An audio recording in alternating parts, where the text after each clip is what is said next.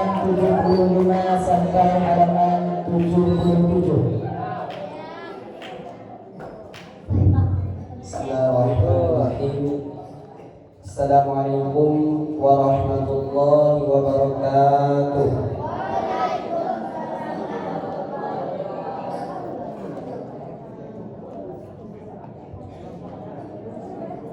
Bismillahirrahmanirrahim. Alhamdulillahirabbil alamin. Wassalatu wassalamu ala asyrafil anbiya'i wal mursalin wa ala alihi wa sahbihi wa barik wa sallam. Qala musannif rahimahullah ta'ala wa nafa'ana bi'ulumi fid darin amin ya rabbal alamin. Faslun, bermula ini yaitu satu fasal. Wal faraidul ghusli, dan bermula segala fardu mandi. Salah satu asya'a, yaitu 3 perkara. Baiklah, di sini pasal ini menerangkan daripada masalah fardu mandi. Jikalau seandainya kita ini adalah seseorang yang telah diwajibkan untuk mandi, baik itu lelaki ataupun perempuan yang telah diwajibkan mandi, maka orang itu harus menyelesaikan 3 buah fardu yang sudah ditetapkan oleh para ulama. Dan fardu ini, yang mana kalau seandainya orang yang mandi itu tidak menyelesaikan daripada fardunya, maka berarti mandinya itu tidak sah. Mana fardunya? Ahaduha, bermula salah satunya fardu an-niyatu, yaitu niat. Yang mana pertama kali daripada fardunya mandi yaitu adalah niat. Pasal sebelumnya masalah wudu sudah dijelaskan bahwasanya niat itu adalah qasdu syai'in muqtarinan bi fi'lihi, mensengajakan sesuatu beserta dengan perbuatannya. Jadi orang yang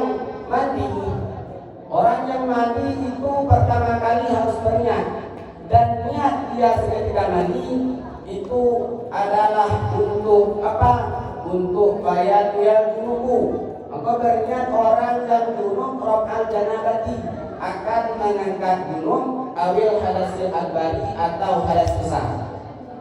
Jadi orang yang junub dan orang yang hadas besar itulah orang yang berniat seketika dia mandi.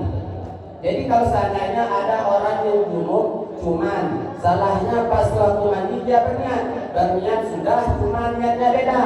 Niatnya untuk hilang hangat atau untuk menghilangkan kotoran atau untuk bersihkan diri saja, maka itu tidaklah sah. Dikatakan tidak, mana dalilnya kalau ada orangnya? Kalau ada orangnya, dalilnya ada dalam kitab Al-Bajuri juz 1 halaman 75, mengatakan bahwasanya niat itu harus bagi orang yang junub dan orang yang hadas besar untuk mengangkat. Untuk niat di dalam hatimu itu adalah dengan cara niat untuk mengangkat hadas junub ataupun niat untuk mengangkat hadas besar. Seterusnya ada juga yang berniat lain, watan wiyal haidu awin nufasa'u raf'a hadasil haidi awin nifasi, dan berniat oleh perempuan yang haid atau nifas raf'a hadasil haidi, akan mengangkat hadas haid awin nifasi atau nifas. Yang pertama tadi adalah seseorang yang junub ataupun seseorang yang mana dia itu memiliki hadas besar, maka dialah orang yang berniat untuk mengangkat hadas besar ataupun mengangkat untuk menghilangkan junub. Tetapi yang sekarang adalah seorang perempuan, yang mana sama-sama kita ketahui perempuan itu memiliki haid dan nifas. Di dalamnya ada cowok yang haid, ada yang haid. Makanya yang disebutkan di sini yaitu adalah perempuan. Makanya dibaca watan wiyal haidu, dan berniat oleh perempuan yang haid untuk perempuan. Jadi Rasulullah mengatakan orang yang haid, perempuan yang haid ataupun perempuan yang nifas, maka dia ini harus berniat macam mana niat untuk menghilangkan atau mensucikan haid haid ataupun nifas. Jadi kalau seandainya perempuan yang haid cuman niatnya salah, niatnya adalah untuk menghilangkan dulu, maka kurang tepat, kurang bagus. Jadi seketika perempuan yang haid itu harus berniat untuk mensucikan haid atau nifas, untuk berniat untuk mensucikan nifas. Watakunu niyatu, dan adalah niat adalah yang aniyatu niat makrunatan itu disertakan di awalil fardi dengan awal fardu. Jadi bahwasanya niat sudah dikatakan tadi yaitu di awal fardu. Di dalam menjelaskan bahwasanya niat itu didahulukan dengan awal fardu. Maksudnya dengan awal fardu, mandi ini menjadi sunnah. Yang mana sunnah mandi itu banyak. Misalnya seperti membaca bismillah ataupun berwudu dan yang lain-lainnya. Maka itu adalah sunnah sebelum mandi. Jadi sunnah sebelum mandi itu banyak. Tetapi dikatakan membaca niat itu adalah seketika pas di awal fardu. Mana awal fardunya? Yaitu awal fardunya sesudah berniat. Maka itulah dinamakan dengan awal fardu. Maka disitulah jatuhnya niat. Bukan seketika kita mulai membacakan sunnah ataupun mengerjakan sunnah-sunnahnya, tetapi dikerjakan niat, dipasang niat seketika di awal fardu. Wahwa awalun, dan bermula ia yaitu awal ma yusalu min a'lal badani aw asfali. Ma yusalu, barang yang dibasuh ia min a'lal badani, dari atas badan atau asfalihi. Bahwasanya di sini dikatakan membasuh kepada badan yang dari awal, membasuh dari badan yang di atas badan atau di bawah badan. Yang mana di dalam menjelaskan karosi seperti kepalanya. Bahwasanya min a'lal badani, daripada atas badan itu seperti kepala, seperti kepala.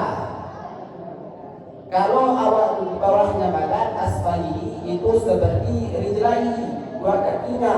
Maka orang yang pertama kali membasuh ataupun mandi dengan air yang pertama kali, maka disitulah dia memasangkannya dengan awal fardunya. Walau nawa ba'da wasdin, maka jikalau ini maknanya seandainya nawa berniat dia ba'da wasdin, sesudah mandi, sesudah membasuh, juz'an akan sebahagian. Jikalau seandainya ada orang yang mandi cuma baru membasuh separuh keruh, setelah membasuh separuh baru niat, maka macam mana dengan orang yang macam itu? Orang yang sudah mandi separuh sudah turun macamnya, macam mana orang macam itu? Sah atau tidak? Sama belah dengan orang yang kalau macamnya sampai ini ke badan macam itu, sama belah.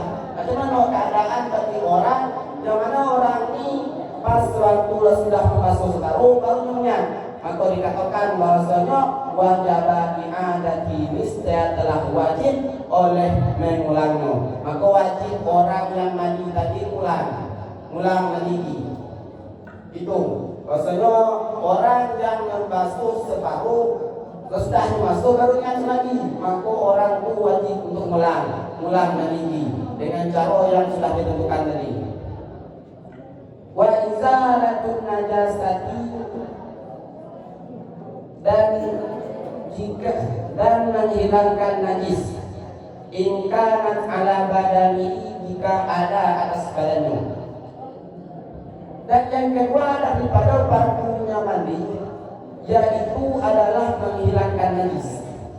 Jikalau seandainya seseorang yang mandi tadi, baik itu lelaki ataupun perempuan, baik yang menghilangkan hadas junub ataupun hadas besar, baik yang mensucikan haid ataupun yang mensucikan nifas, jikalau seandainya ada sesuatu najis di atas badannya, al-muntasilu, yaitu badan yang dibasuh, seandainya dia nak masuk badan, tahu ada najis, maka itu wajib dihilangkan.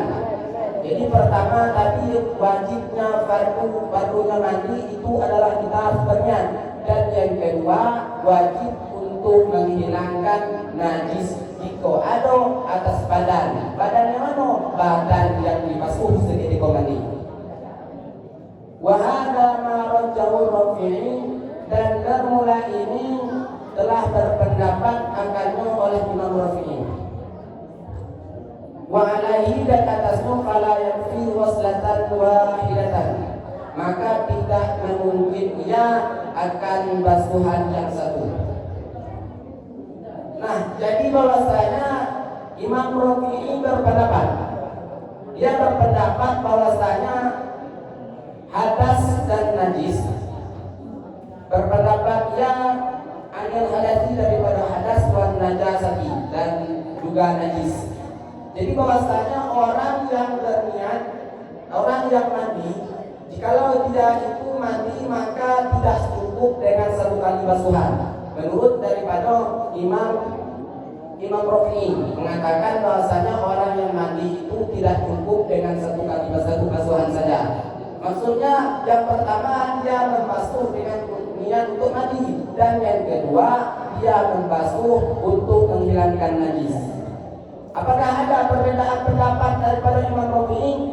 Yaitu adalah Waraja'an Nawawi al-ittifa'a, dan telah menerang atau telah memberi pendapat oleh Imam Nawawi akan memadai biwaslatin wahidatin, dengan basuhan yang satu. Jadi perbedaan pendapat yang pertama adalah Imam Nawawi. Yang mana Imam Rafi'i ini pendapat yang pertama Imam Rafi'i berpendapat bahwasanya orang yang membasuh daripada hadas dan najis boleh tidak boleh dalam satu kali basuhan, maka tidak mencukupi katanya. Sedangkan menurut Imam Nawawi itu cukup dengan satu kali basuhan saja. Nah, keduanya ini sama-sama memiliki alasan.